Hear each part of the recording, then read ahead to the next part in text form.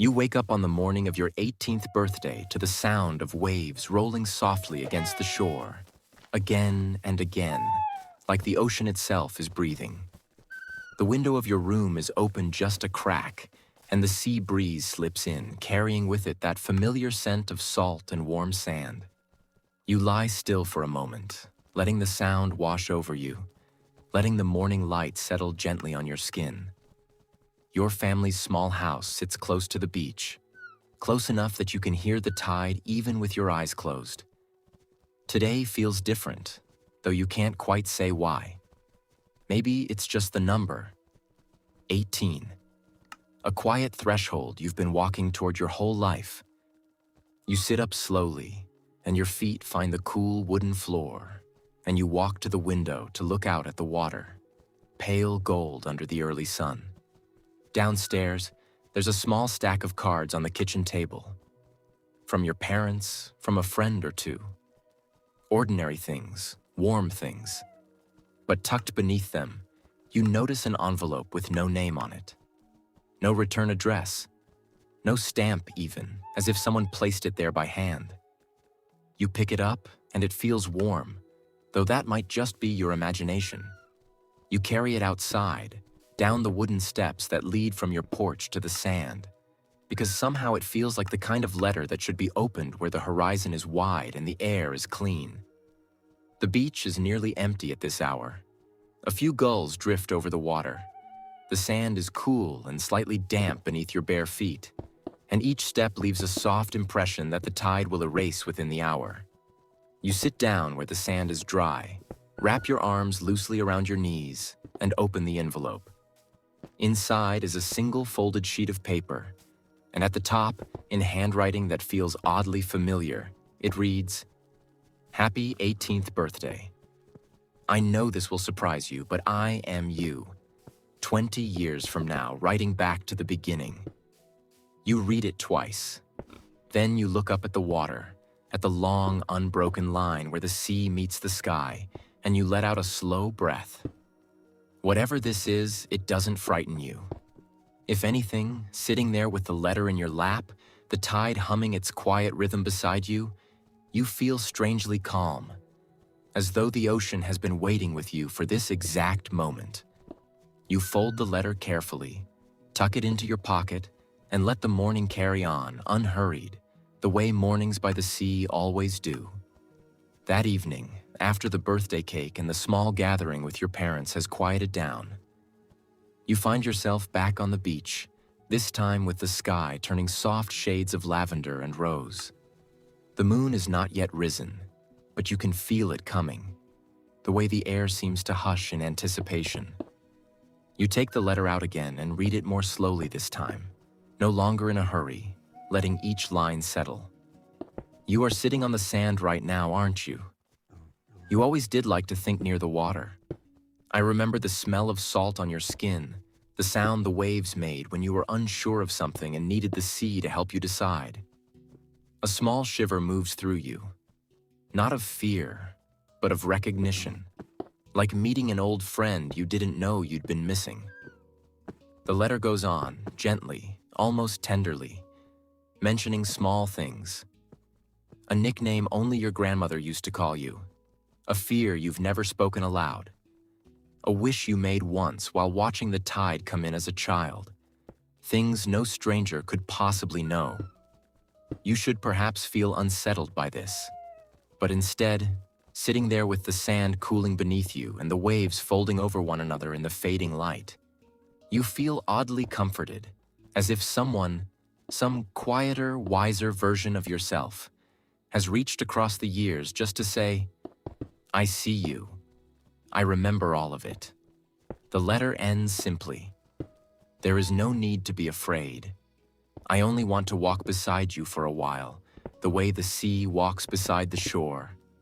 Never leaving, never pushing too hard, just staying close." You watch the last light drain from the sky, and one by one, the stars begin to appear. Faint and then brighter, scattered like salt across dark water. The moon rises slowly from behind a low bank of clouds, spilling a long silver path across the waves. And you sit there a while longer, letting the letter's words settle into you like the incoming tide settling into the sand. Soft, unhurried, and somehow exactly where they belong. When you finally rise to walk home, the letter tucked safely against your chest, the ocean seemed to sigh behind you, as if promising that it, too, would still be here tomorrow. As the weeks pass, you begin to notice a quiet rhythm settling into your life, one that moves in step with the tides. Every week, without fail, a new letter appears. Sometimes it's tucked beneath a seashell on the porch railing. Sometimes it's resting on the windowsill, the paper slightly damp with morning dew. Once, you find it half buried in the sand at your favorite spot on the beach, as though the sea itself had carried it in on the last wave and set it gently down for you. You've stopped trying to explain how it arrives. Instead, you've started to look forward to it, the way you might look forward to the sound of rain after a warm day, or the first cool breeze of evening after the sun has finally lowered itself into the water. Each letter carries a little more. Never anything sharp or startling, just small observations, gentle nudges. You've been staring at the stars a lot lately, haven't you? Wondering what's out there for you.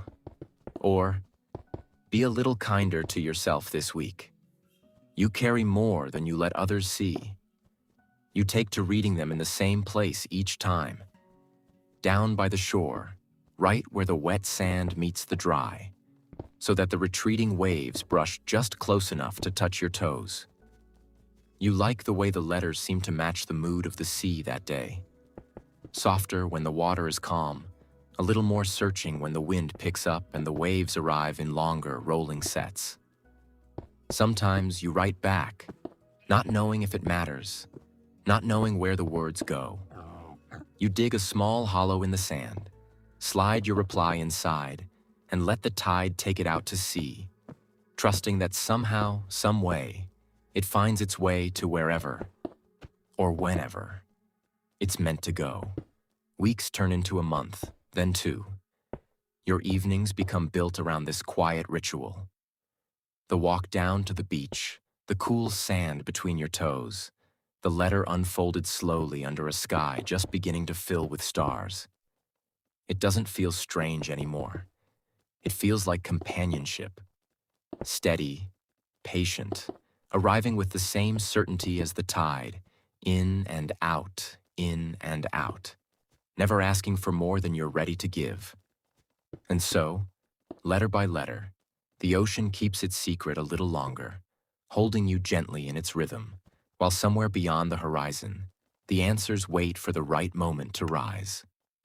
It's a quiet Tuesday evening when you first notice it. Really notice it. A letter had arrived 3 days earlier saying simply, "Look for an old friend soon, the kind you haven't spoken to in a long time. It will feel like the tide bringing something back to shore." You'd read it, smiled faintly at the poetry of it, and set it aside without much thought. Then, that very afternoon, an old classmate you haven't seen in years appears at the small cafe near the harbor, and the two of you talk for hours as the sun lowers itself gently into the sea, gulls wheeling overhead in the last warm light. You walk home that night slower than usual, the letter's words echoing quietly in your mind. Coincidence, you tell yourself.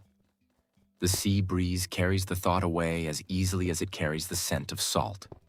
But then, it happens again. And again. A letter mentions a rainstorm that will pass just before the weekend. And it does, arriving right on time, the drops tapping softly on your window like fingers keeping rhythm. Another letter tells you gently to expect news that will make you proud of someone you love. And a few days later, it arrives exactly as foretold, warm and unremarkable in the way real life so often is, yet unmistakably matching the words on the page. You begin walking to the beach earlier now, not just to read the letters, but to sit with the ocean and think. You watch the waves arrive in their long, unhurried sets, each one following the one before it, as though the sea has always known exactly when and how it would reach the shore. Maybe, you think, the letters are like that too. Not predicting so much as simply already knowing, the way the tide already knows where the water will eventually go. There's no fear in this realization, only a soft, expanding wonder. You sit longer on the sand these days, sometimes until the moon is high and full above you, laying its long silver reflection across the water like a path leading somewhere. You trail your fingers through the cool sand, feeling it shift and settle beneath your palm, and you let yourself simply be. A young person on a quiet beach, learning that time might not be as straight a line as you always assumed. The stars above seem closer these nights, more numerous, as if the sky itself has leaned in to listen. And with every letter that finds its way true, you feel less like someone being watched from a distance, and more like someone being accompanied, gently, patiently, by a self not yet born into this moment, but who somehow already knows the shape of the road ahead.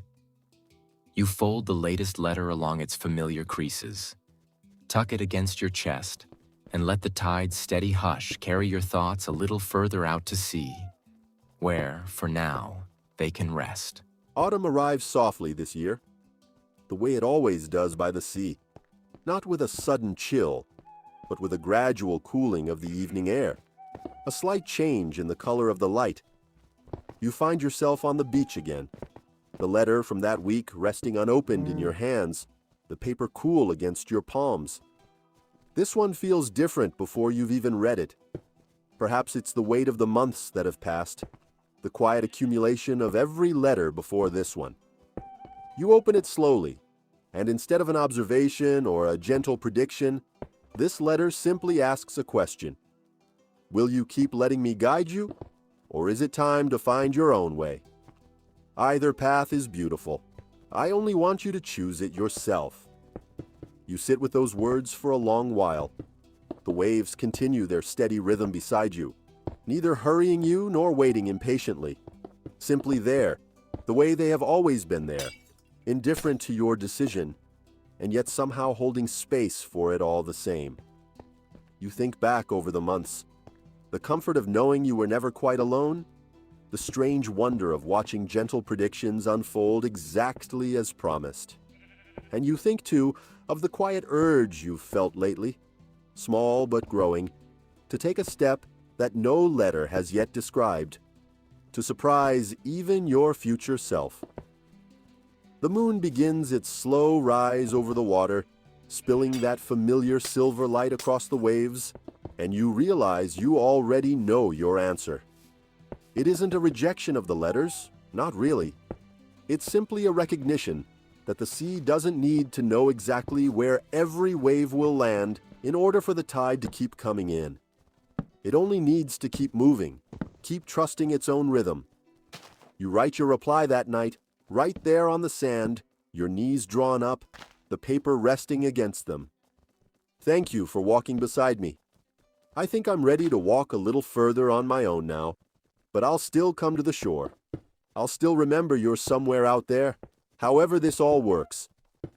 You fold the letter, dig the small hollow in the sand as you always have, and let the outgoing tide carry it gently away, watching until it disappears into the dark, calm water. You don't know if another letter will come next week, or the week after that, or ever again. And strangely, that uncertainty doesn't frighten you. It feels instead like standing at the edge of something vast and gentle, the whole quiet ocean of your own life, waiting patiently for you to wade in. You stay a while longer on the sand, listening to the waves fold over one another in the moonlight, breathing in the last of the salt air before turning to walk home. Above you, the stars continue their slow wheel across the sky, patient and endless, exactly as they were the night the first letter arrived, and exactly as they'll be on every ordinary beautiful night still to come. The sea, as always, keeps its rhythm. And so, gently, do you